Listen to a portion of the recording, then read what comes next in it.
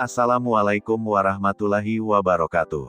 Mari kita simak alur cerita Battle Through the Heavens. Mohon dukungannya untuk like, komen, dan subscribe. Terima kasih sebelumnya, semoga Allah membalas kebaikan semuanya. Dan semoga hari ini semuanya diberikan kesehatan dan kesuksesan. Monggo disimak.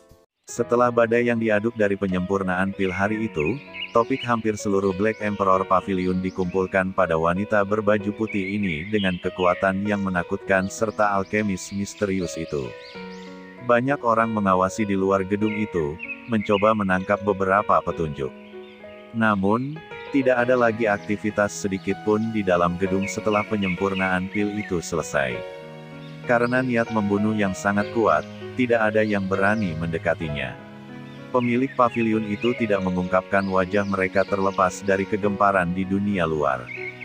Beberapa orang datang berkunjung dengan pikiran aneh, tetapi mereka hanya bisa dengan bijaksana pergi setelah ditinggalkan di luar pintu yang tertutup.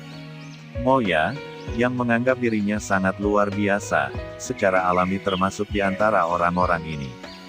Sementara dunia luar gempar karena masalah kemarin, Xiao Yan hanya menyeret tubuhnya yang lelah keluar dari ruang rahasia untuk pertama kalinya. The Little Fairy Doctor dan Ziyan, yang berjaga di ruang tamu, dengan cepat maju setelah melihat bahwa itu Xiao Yan akhirnya keluar dari ruang rahasia. Mereka tidak bisa tidak menghela nafas pelan ketika mereka melihat bahwa itu mata yang terakhir dipenuhi dengan jejak darah. Apakah orang ini benar-benar gila ketika dia memperhalus pil? Kamu tetap berada di ruang rahasia selama 2 hari. Kami akan dengan paksa membuka pintu jika kamu tidak keluar. The Little Fairy Doctor tidak bisa menahan diri untuk menekan alisnya secara vertikal dan menegur. Dia menyaksikan Xiao Yan meminum semua teh di atas meja sekaligus. Xiao Yan hanya tersenyum ketika mendengar dokter peri kecil menegurnya. Dia tidak berhenti setelah menyelesaikan penyempurnaan pil Zong Breaking saat itu. Sebaliknya, ia sekali lagi membuka kuali dan menyaring beberapa pil obat lainnya setelah beristirahat dan memulihkan douqinya. Karena itu, waktu yang ia habiskan menghabiskan waktu sedikit lebih lama. Meskipun penyempurnaan berkelanjutan semacam ini menyebabkan Xiao Yan menjadi sangat lelah, dia berakhir dengan hadiah yang sangat kaya. Kekayaannya saat ini akan memungkinkan dia untuk memiliki beberapa kualifikasi untuk bersaing dengan orang-orang dalam lelang. Apakah ada masalah selama 2 hari ini? Xiao Yan meletakkan cangkir tehnya dan bertanya sambil tersenyum. Selain beberapa orang bodoh, tidak ada yang berani datang dan mengganggu kami. Si dokter peri kecil menjawab. Keke, sepertinya kamu telah menghalangi sejumlah orang dengan niat jahat dengan mengungkapkan diri kamu saat itu. Xiao Yan tersenyum ketika dia menjawab. Aku bertemu dengan seseorang dari Xiao Gate. Orang itu harus menjadi saudara kedua kamu. Ada juga lelaki tua yang kekuatannya ada di kelas Douzong di sampingnya. The Little Fairy Doctor dengan lembut mengungkapkan. Itu seharusnya elder pertama Suqian. Dia adalah satu-satunya elit Douzong di Akademi Batin. Xiao Yan sedikit tersenyum. Jarinya perlahan mengetuk meja saat dia perlahan-lahan berbicara. Apakah kamu tidak berencana untuk mengunjungi mereka? Xiao Yan merenung sejenak sebelum perlahan menggelengkan kepalanya. Dia berkata, tidak untuk saat ini. Cukup banyak monster tua datang ke Black Emperor City ini. Semuanya ada di sini karena selaifat tubuh Bodhisattva transformasi. Jika kita mengungkapkan hubungan kita dengan Xiao Gate pada saat ini, itu malah akan menyebabkan beberapa dari mereka diam-diam mencari pembantu. Dengan cara ini, akan lebih baik bagi kami untuk mengungkapkan diri pada saat yang kritis. Terserah kamu. Dokter peri kecil tidak peduli. Dia mengangkat mata ungu keunguan dan secara acak berkata, itu ya telah datang beberapa kali selama 2 hari terakhir ini. Dia mengatakan bahwa itu pemimpin sekte dari sekte Kaisar Hitam, Mo Tianxing, ingin mengundangmu untuk sebuah pertemuan. Namun, aku menolaknya karena kamu sedang memperbaiki pil obat. Tidak apa-apa menolaknya. Xiao Yan mengangguk. Sebuah pikiran segera terlintas di dalam hatinya saat dia bertanya, seperti apa kekuatan Mo Tianxing? Dia juga seorang elit Douzong dan hampir sama dengan aku. Dia dapat dianggap sebagai bintang 4 Douzong. The Little Fairy Doctor merenung sebelum dia menjawab. 4 bintang Douzong ya, Xiao Yan bergumam pada dirinya sendiri. Itu benar, orang berjubah abu-abu di sisi Demon Flames Valley juga harus menjadi Douzong. Si dokter peri kecil sepertinya telah mengingat sesuatu, oleh karena itu, dia tiba-tiba berbicara lagi. Xiao Yan merajut alisnya, jarinya yang bergerak perlahan berhenti sebelum dia menghela napas, seperti yang diharapkan. Aku mengatakan bahwa itu Demon Flames Valley tidak akan hanya membiarkan Fang Yan datang. Meskipun orang ini sebuah dianggap memiliki setengah kaki di kelas Douzong, masih ada celah yang sangat besar jika dibandingkan dengan Douzong asli. Mereka sebenarnya memiliki kartu tersembunyi. Aku ingin tahu apa latar belakang orang misterius berjubah misterius ini. Aku tidak menyadarinya. The Little Fairy Doctor juga menggelengkan kepalanya. Aura orang berjubah abu-abu itu sangat tidak jelas. Jika dia tidak berada di dekat hari itu, kemungkinan dia bahkan akan mengalami kesulitan besar untuk menemukan kekuatan orang ini. Dia juga sama sekali tidak menyadari yang lainnya. Sepertinya kota kekaisaran hitam ini tidak akan tenang. Ada begitu banyak faksi yang tertarik pada selaiva transformasi tubuh Bodhisattva. Namun, hanya ada satu saja. Hihi, aku ingin tahu pesta mana yang akan menjadi pemenang terbesar kali ini. Xiao Yan dengan dingin tertawa. Dia memiliki firasat bahwa itu lelang kali ini akan ternoda darah. The Little Fairy Doctor samar-samar mengangguk. Dia segera melihat mata merah Xiao Yan dan tanpa daya berkata, kamu harus pergi dan beristirahat dulu. Kelelahan seperti itu tidak baik untuk tubuh kamu.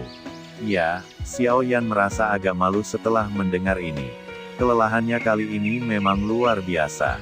Jika dia tidak cepat sembuh, ada kemungkinan bahwa itu beberapa beban dan bahaya akan ditempatkan di tubuhnya. Saat ini, lelang akan dimulai dan acara yang akan menyusul tidak akan mulus. Dia perlu menjaga tubuhnya pada kondisi puncaknya setiap saat. Hanya dengan begitu dia bisa menjamin bahwa itu dia tidak akan lengah dengan perubahan yang tidak terduga.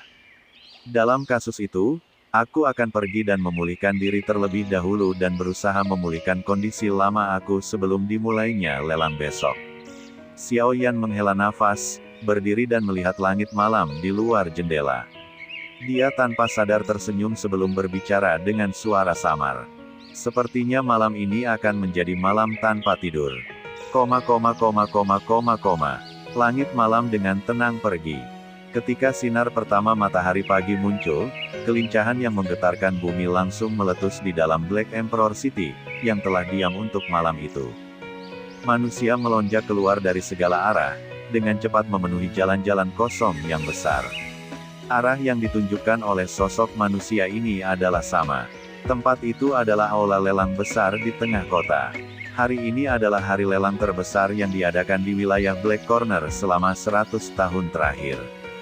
Jumlah ahli yang tiba telah melampaui lelang sebelumnya. Pengaruhnya juga mencakup setiap sudut wilayah Black Corner. Sinar matahari pagi menerobos masuk melalui jendela dan memasuki ruangan. Akhirnya merangkak ke seorang pria muda berjubah hitam, duduk bersila di atas tempat tidur. Mata yang tertutup rapat dari pemuda berjubah hitam itu berkedut di bawah sinar matahari. Sesaat kemudian, matanya tiba-tiba terbuka. Sebuah aura luar biasa kuat tiba-tiba melonjak keluar dari tubuh Xiao Yan seperti singa yang terbangun. Itu terus menyebar dari tubuh Xiao Yan sampai memenuhi seluruh ruangan. Api hijau seperti batu giok berkedip-kedip di dalam mata hitam gelapnya. Jubah hitam yang menutupi permukaan tubuh Xiao Yan berkibar tanpa kehadiran angin. Ini berulang kali memancarkan suara mengepak, dan itu lama kemudian sebelum cahaya dari api di matanya perlahan memucat. Setelah cahaya dari api menghilang, jubah di tubuh Xiao Yan diam-diam terhenti. Mereka sekali lagi menekan kulit Xiao Yan. Beberapa sukacita membuat jalan ke mata Xiao Yan ketika dia merasakan Douqi di dalam tubuhnya. Itu bahkan lebih kuat dari apa yang terjadi 2 hari yang lalu. Meskipun perbaikan pil gila selama 2 hari ini telah membuatnya sangat kelelahan, dia menyadari bahwa itu Douqi-nya benar-benar membaik setelah dia menahan kelelahan dan berlatih untuk malam. Meskipun kemajuan semacam ini sangat sedikit, karena akumulasi selama beberapa hari dan bulan, hanya masalah waktu sebelum terobosannya. Xiaoyan melompat turun dari tempat tidur dan secara acak membersihkan dirinya. Setelah itu, dia mengambil jubah hitam yang sangat besar dan memakainya. Dia mengenakan dupeng yang menutupi seluruh tubuhnya dalam bayang-bayangnya. Jari Xiaoyan dengan lembut menggosok cincin penyimpanannya sebelum tersenyum. Baru kemudian dia mendorong pintu terbuka dan meninggalkan kamarnya. The Little Fairy Doctor dan Ziyan, yang sudah menunggu di aula, terkejut ketika mereka melihat orang berjubah hitam ini berjalan keluar. Ziyan baru saja akan tertawa ketika jubah hitam dilemparkan di atasnya, menutupi kepalanya. Pakai, jika tidak, Elder pertama dan yang lain akan mengenali kamu. Dokter peri kecil telah mengungkapkan dirinya, jadi tidak perlu baginya untuk mengenakannya. Xiaoyan berbicara sambil melihat Ziyan yang telah mengesampingkan jubah hitam. Pakaian jelek seperti itu, aku tidak akan, wajah Ziyan pahit. Meskipun dia berbicara dengan cara ini, dia dikalahkan beberapa saat kemudian di bawah tatapan Xiaoyan. Dia dengan putus asa mengenakan jubah hitam. Sedikit eksentrik berjubah hitam muncul. Ayo pergi. Lelang hari ini kemungkinan akan sangat menarik. Xiaoyan tersenyum saat melihat dua orang yang siap. Dia memimpin untuk mendorong pintu terbuka dan berjalan keluar.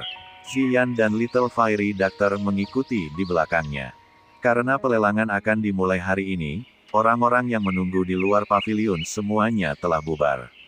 Ini menyelamatkan mereka beberapa masalah. Mereka bertiga mengidentifikasi rute mereka sebelum berjalan keluar dari Black Emperor Pavilion.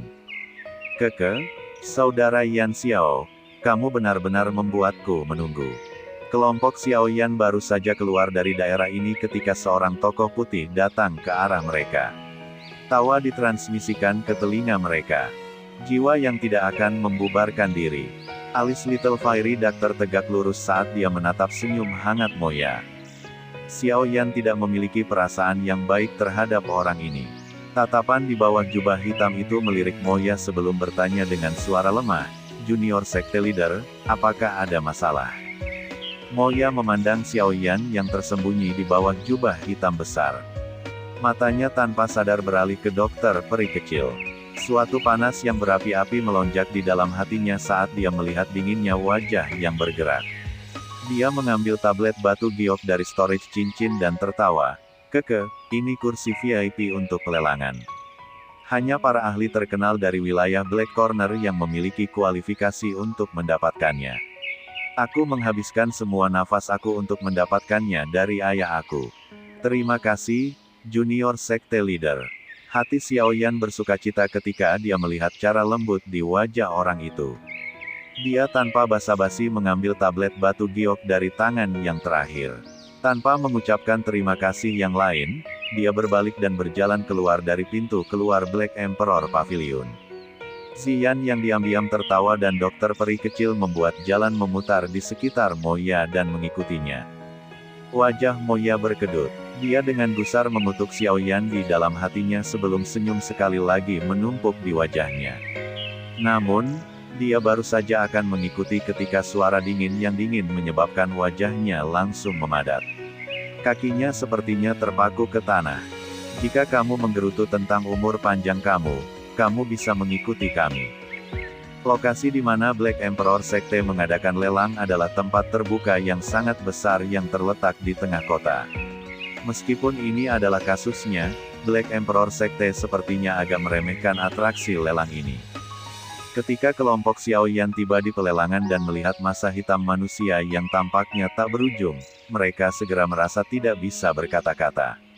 Setiap orang ini bahkan lebih gila dari yang lain. Untungnya, Black Emperor Sekte sepertinya mengharapkan situasi seperti itu. Oleh karena itu, mereka telah merancang sebuah terowongan yang untuk digunakan para ahli dari Black Corner Region. Setelah kelompok Xiaoyan membuat beberapa pertanyaan, mereka mengambil beberapa putaran dan berhasil tiba di depan terowongan. Ada banyak penjaga dari Black Emperor Sekte yang menjaga terowongan ini. Tangan mereka membawa senjata tajam yang berisi kilau dingin. Lalu lintas manusia ganas yang terguncang ke titik tidak berani mendekat. Beberapa sesepuh hitam Kaisar Sekte juga secara acak berdiri di pintu masuk terowongan. Dedauki kuat yang menyebar dari tubuh mereka menyebabkan orang-orang di sekitar merasakan tekanan konstan.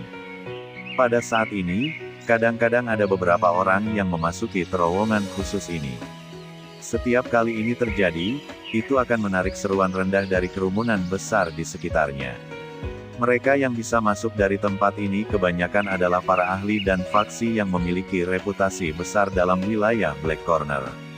Orang-orang hebat ini adalah orang-orang biasa di dalam wilayah Black Corner mengalami kesulitan melihat. Beberapa sesepuh dari Sekte Kaisar Hitam akan tersenyum dan maju ke depan di tengah seruan itu. Mereka dengan sopan mengundang setiap kelompok untuk memasuki terowongan. Kelompok 3 orang Xiaoyan perlahan menaiki tangga di depan banyak tatapan. Setelah itu, mereka menuju ke pintu masuk terowongan yang dijaga ketat itu. Banyak tatapan di sekitar melirik 3 tokoh asing ini. 2 dari mereka benar-benar dibungkus jubah hitam besar. Bahkan kontur tubuh mereka terungkap di bawah penutup bayang-bayang jubah. Orang yang menarik perhatian terbesar di antara ketiganya adalah peri kecil berpakaian putih dengan rambut putih salju. Sikapnya yang halus menyebabkan mata cukup banyak orang menjadi lebih cerah. Siapakah individu terampil ini? Mengapa kita tidak pernah mendengarnya? Aku tidak yakin, mereka berasal dari luar kawasan Black Corner. The Little Fiery Doctor adalah salah satu yang sangat asing bagi orang-orang dari Black Corner Region. Segera, banyak orang mulai terlibat dalam percakapan pribadi dengan ketidakpastian. 3 sesepuh hitam Kaisar Sekte menjaga pintu menemukan mereka bertiga sementara semua orang merasa beberapa ketidakpastian. Wajah mereka berubah ketika mereka melihat dokter peri kecil berwajah dingin. Semua dari mereka buru-buru mengungkapkan senyum hangat di wajah mereka dan melangkah maju untuk menyambut kelompok itu. Dari cara mereka, sudah jelas bahwa itu mereka sudah tahu kekuatan dokter peri kecil. Kemungkinan besar mereka juga hadir dalam badai pemulungan pil saat itu. Hehehe, Tuan Yan Xiao, kamu akhirnya tiba. Seorang elder Kaisar Hitam Sekte dengan jubah hijau menangkupkan tangannya ke arah Xiao Yan dan tertawa. Xiao Yan, yang benar-benar tersembunyi di bawah jubah hitam, secara acak mengangguk ke elder ini. Dia tidak membalas dengan tidak perlu. Tetua tidak berani merasakan sedikitpun ketidakpuasan dari cara yang agak angkuh ini. Kemampuan seorang alkemis yang bisa memperbaiki pil obat tingkat 6 tinggi jauh dari apa yang dia, seorang Black Emperor Sekte Elder, bisa dibandingkan dengan. Selain itu, ada seorang elit Douzong dengan mata dingin oleh sisi Xiaoyan. Hehehe, silakan masuk. Setelah bercakap-cakap sedikit dengan Xiaoyan dan melihat bahwa itu pihak lain tidak tertarik, elder dengan bijaksana minggir sambil terus berbicara sambil tersenyum. Terima kasih banyak. Xiaoyan menangkupkan tangannya ke elder itu. Dia terang-terangan memimpin 2 lainnya dan memasuki terowongan khusus dicadangkan. Setelah itu, mereka menghilang dari mata semua orang. Wanita itu, auranya benar-benar dingin. Dedauki dalam tubuhku hampir berhenti beredar saat berdiri di sampingnya. Dia memang layak menjadi elit Douzong. Elder berjubah hijau itu menggosok keringat dingin dari wajahnya setelah melihat kelompok Xiao Yan menghilang di dalam terowongan. Akhirnya, dia berbicara dengan beberapa ketakutan yang tersisa di suaranya. Itu Yan Xiao seharusnya adalah orang yang sedang memperbaiki pil obat saat itu, kan? Sungguh tidak terduga. Dia benar-benar memiliki itu sebuah prestasi di usia yang begitu muda. Dibandingkan dengan dia, bahkan pemimpin sekte junior sedikit lebih rendah. An elder dengan lembut menghela nafas. Aku benar-benar ingin tahu apa latar belakang mereka. Kami belum pernah mendengar tentang ketiga orang ini di wilayah Black Corner. Orang tua lain mengerutkan kening dan bergumam. Lupakan. Hal-hal ini bukanlah hal yang seharusnya kita pikirkan. Elder berjubah hijau menggelengkan kepalanya. Tatapannya menyapu terowongan sebelum dia melihat sekelompok orang lain muncul. Senyum sekali lagi muncul di wajahnya saat dia melangkah maju. Kelompok Xiaoyan melewati terowongan yang remang-remang. Beberapa menit kemudian, ruang di depan mereka tiba-tiba terbuka, dan tanah lelang yang sangat besar muncul di mata mereka bertiga. Xiao Yan tanpa sadar mengklik lidahnya dan memuji saat dia melirik jumlah yang tidak diketahui dari kursi padat di tempat lelang. Ini adalah pertama kalinya dalam hidupnya bahwa ia telah menyaksikan pelelangan sebesar ini. Dibandingkan dengan tempat ini, pelelangan yang dilakukan klan primer di Kekaisaran Jiama seperti makhluk kecil yang bertemu seseorang yang lebih besar. Mereka bahkan tidak bisa dibicarakan bersama. Pada saat ini, tempat pelelangan yang sangat besar dipenuhi oleh banyak orang. Oleh karena itu, berbagai suara berkumpul bersama, tampak agak bising. Mereka bertiga baru saja keluar dari terowongan ketika pelayan wanita yang cantik dan tidak biasa datang ke depan. Dia dengan hormat bertanya, "Tiga Tuan dan Rindu, bolehkah aku tahu jika kamu memiliki piring giok VIP?" Tatapan Xiao Yan menyapu pakaian pelayan wanita ini, yang hampir tidak berbeda dari memakai apa-apa. Dia menemukan bahwa itu sulit menyembunyikan sebagian dari ketelanjangannya yang terbuka, dan dia tidak bisa menahan perasaan tercekik. The Black Emperor Sekte sebenarnya menggunakan taktik semacam ini. Mendengus lembut tiba-tiba terdengar di belakang Xiao Yan sementara hatinya tertegun. Baru kemudian dia tersenyum canggung. Dia tidak berani repot-repot tentang apakah mendengus itu dipancarkan dari keindahan besar atau kecil di belakangnya saat dia buru-buru mengeluarkan piring giok yang Mo Ya telah berikan kepada mereka sebelumnya. Dia lalu menyerahkannya. Ekspresi wajah pelayan wanita menjadi lebih hormat dan rendah hati setelah menerima piring giok. Dia dengan hormat menyapa mereka bertiga lagi, membungkuk, dan berkata, "Tolong ikuti aku." Dia berbalik setelah berbicara, mengayunkan pinggangnya yang halus seperti ular dan memimpin jalan. Xiao Yan buru-buru mempertahankan pandangan ke depan saat dia mengikuti di belakang. Mereka bertiga mengikuti pelayan wanita dan mengambil beberapa giliran di tanah lelang. Beberapa saat kemudian, mereka akhirnya berhenti di suatu tempat di dekat bagian depan tempat lelang. Setelah itu, dia membungkuk dan mundur. Baris depan tempat lelang terdiri dari banyak kamar yang sangat kecil. Konstruksi mereka unik, tampak sangat mewah. Ketika seseorang duduk dalam satu, berbagai suara dari belakang tampaknya menjadi jauh. Mata Xiao Yan memandang ke depan dan melihat bahwa dia memiliki pandangan yang baik. Dia menyerap berbagai sudut tanah lelang ke matanya. Xiao Yan mengarahkan dua orang lainnya untuk duduk di ruang VIP ini. Setelah itu, dia menyusutkan tubuhnya ke kursi yang lembut dan nyaman. Tatapannya perlahan menyapu beberapa kursi VIP lainnya. Pada saat ini, cukup banyak orang yang duduk di kursi VIP mereka. Oleh karena itu, penampilan kelompok Xiao Yan menarik cukup banyak tatapan. Penampilan unik Little Fairy Doctor secara alami tak terlupakan. Oleh karena itu, dia diakui hanya dengan tatapan yang menyapu. Orang berjubah hitam di tengah seharusnya adalah alkemis misterius dari 2 hari yang lalu, bukan? Aku ingin tahu apa latar belakangnya. Jika Black Corner Region memiliki seorang alkemis dari tingkatan seperti itu, sepertinya semua orang sudah tahu tentang dia. Fang Yan berbicara dengan suara yang dalam.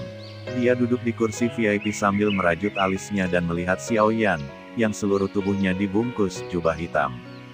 Pasangan tetua Demon Flames Valley di sampingnya juga menggelengkan kepala mereka sedikit di wajah keraguannya. Mudah-mudahan, mereka tidak akan menjadi penghalang kami, orang berjubah abu-abu perlahan berbicara dengan suara mendesis. Mereka yang gelap, mata tebal di bawah jubah abu-abu menatap tajam ke arah Xiao Yan. Untuk beberapa alasan yang tidak diketahui, perasaan familiar itu menjadi lebih jelas. Xiao Yan menemukan tatapan yang memiliki niat buruk setelah kelompok Fang Yan menatap kolektif berkumpul di kelompok Xiao Yan.